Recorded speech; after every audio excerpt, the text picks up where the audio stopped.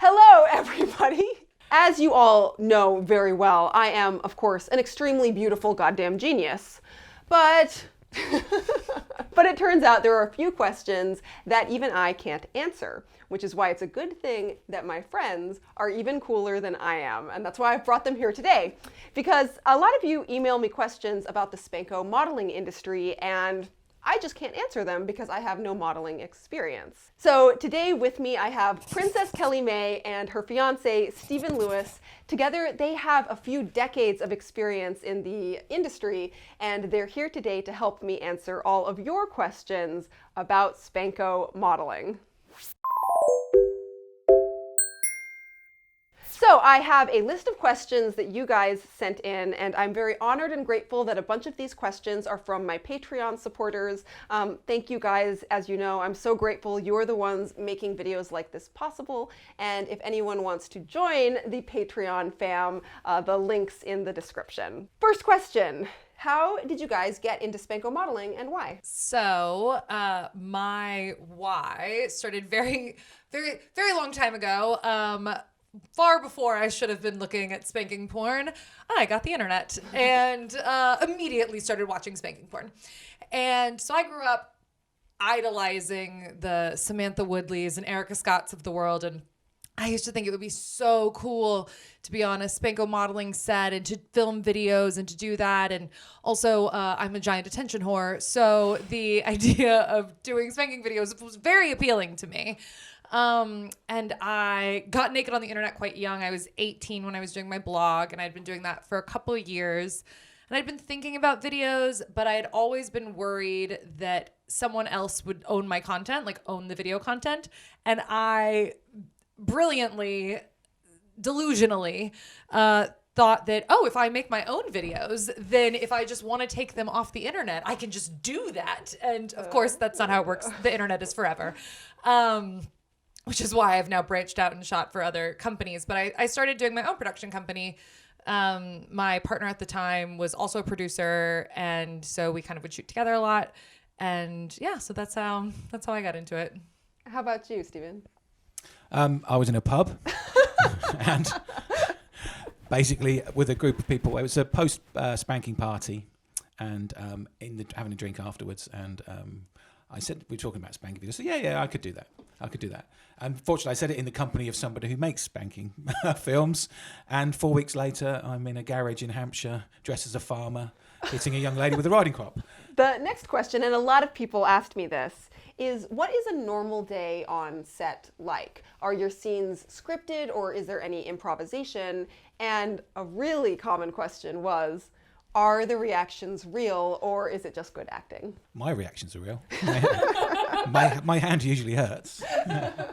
Yeah, I think it really depends what a set's like. So in terms of like scripted or not scripted, it's really changed over the years. So old school videos that were hour-long kind of film length videos used to be really heavily scripted. A lot of those were written by people who write spanking novels, and the dialogue was really important, and there was plot and important things you needed to get to. And kind of as that part of the industry and that part of, spanking porn phased out, you found yourself doing more clips. And so basically nothing is scripted anymore. Things are very loosely scripted. So it can kind of range anywhere from you show up on a set and nobody has any idea what is happening and you make it up when you get there. Not the best. Or you show up and somebody knows we're doing this scene and this scene, but usually the extent of that would be, okay, this is a detention scene. They're in trouble because they skipped school. We're going to do a hand spanking OTK followed by a cane bent over the desk. And you go, okay, cool. That's what we're doing. But in terms of all of the dialogue, you're making it up. For the reactions, it depends. So sometimes people I hear a lot of complaints about bottoms. It's like, oh, that's not a really hard spanking. But they're like wailing about it. And so there's usually two reasons for that. Sometimes if it's a girl, like there will be models who aren't spankos. They're not interested. They're not into spanking. So they've never been spanked before. And so it genuinely hurts. And so you're going really lightly on them because they really can't take it. Or you're going lightly on somebody because it's the 6th scene you've shot that day and you just spanked them with a hairbrush 20 minutes ago. And so they actually are sore. But there is a lot of, you play it up. It's like, this stings, but my normal reaction would be like, and my camera reaction is, ow. It's a bigger version. But I know very few models who, at the hardest levels aren't at least somewhat genuine. So as an outsider to the industry, from my outside perspective, something that I really like, an impression that I've gotten in the last 5 years or so, is that there seems to be a growing emphasis on ethics in porn production, on paying models a fair rate, on producing content that is responsible, which I think is a wonderful thing. So I'm curious, in today's climate with a greater emphasis on ethics and respect for the work that the artists provide, what is a fair rate for an early career Spanko model, and are the rates different for men and women? Yeah. So I actually asked a couple friends of mine in the industry to kind of give me their thoughts on this as well, because I wanted to make sure I had a variety of perspective. And the answer is it varies a lot, how much you can make and how much you do make. I'd say the typical rate for an entry would be either $100 a scene or an hour for a bottom. That's for a normal scene.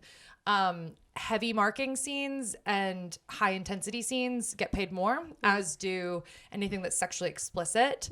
Heavy marking scenes in particular, because if you're marked, you won't be able to shoot anymore. So they need to compensate you for the fact that you wouldn't be able to do. Right. It's like you lose some work time. Yeah, you lose work if you're going to get welted. So those charge more. And obviously if you're a name person, you might be able to charge more.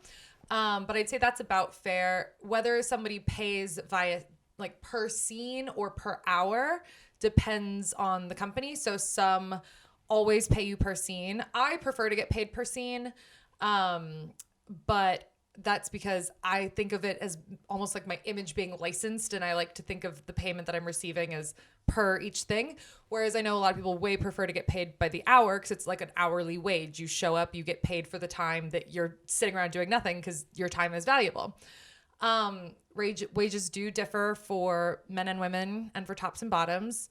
There are some companies, like you said, there's a big emphasis on ethical production, which is great. So there's been a push to paying all bottoms the same rate, man or woman, no matter who the bottom is.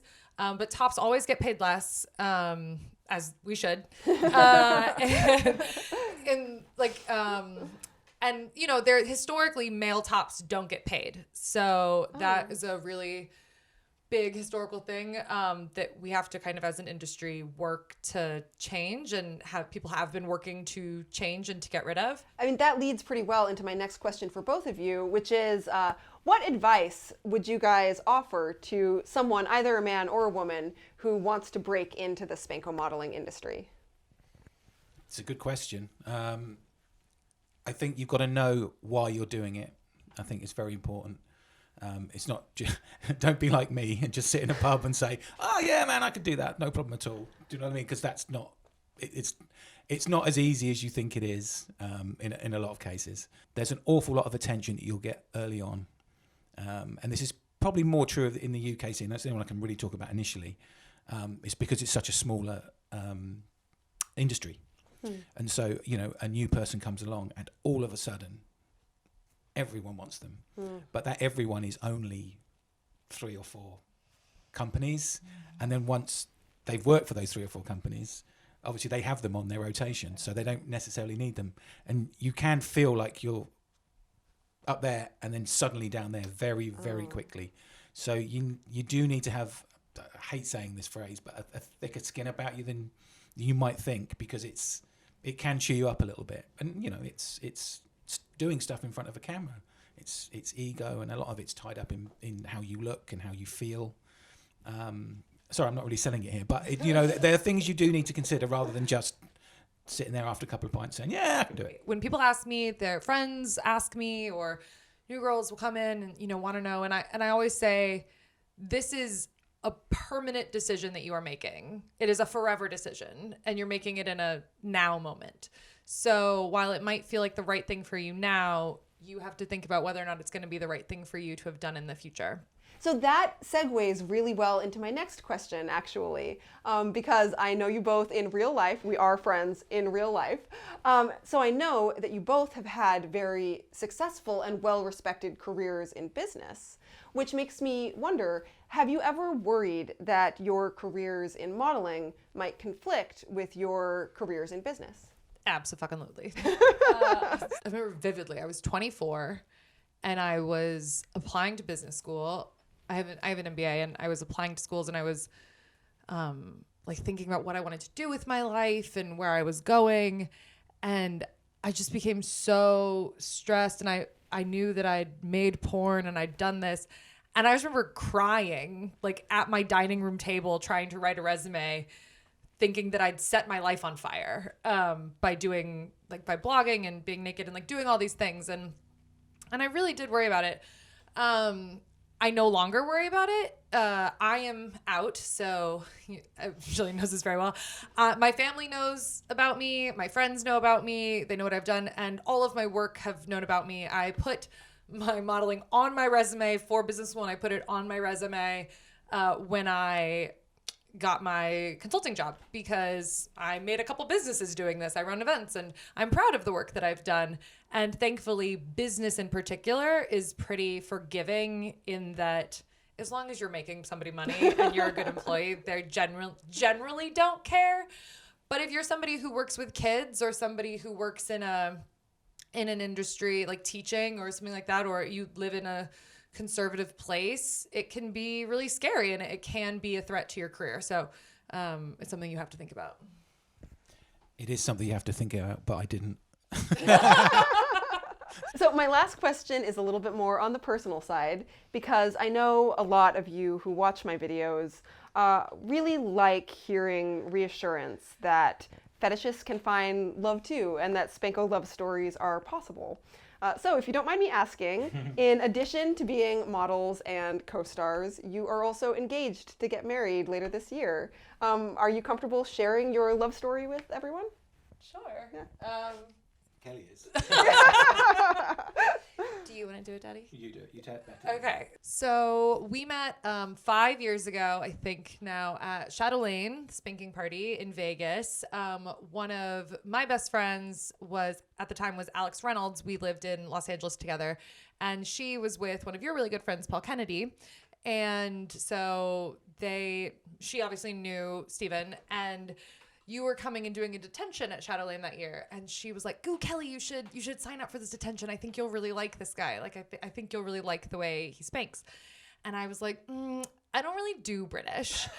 And very infamously, I'm never going to live this down. What I meant was more I didn't really like the headmaster kind of vibe. I didn't like the cool, reserved vibe of the British ideal. I was a cowboy kind of girl. But she was like, no, Kelly, you'll really like him. He's great. He listens to people. He'll negotiate with you. Like, you should do it. So I was like, fine, whatever, I'll do it. So I signed up, and we negotiated a little bit beforehand via FET message. And I remember it being really good, and him being very handsome and really liking the scene. And it was kind of just like mental note made. We were both, I think you were still with your old partner. I was definitely with my old partner at the time. So it was kind of like, that was fun. Next, a year later, we met again, and you had posted on Twitter that you were doing a detention, but hadn't like done anything for it. And I was like, I just showed up. I just was like, you know what? Impulsively, let's just go do it. And no one else showed up for this detention. So I got like an hour of you to myself, and I was so terrified of you. Like, he can be really menacing and quiet when he's in Stephen Lewis mode, headmaster mode. And he would just kind of like stand over me. And I was like, and I just could not stop talking. And we had a really great scene. And then we started chatting.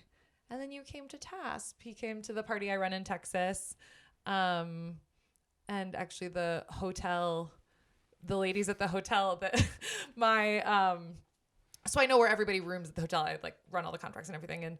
And I saw his name, and he was a few doors down from me, and my hotel contractor and I was like, oh, okay. Like, and she was like, oh, why do you seem so excited about that guy? Like, who is it? And he was like, oh, he's just this guy. Like no big deal. And then he shows up and is in the room next door to me.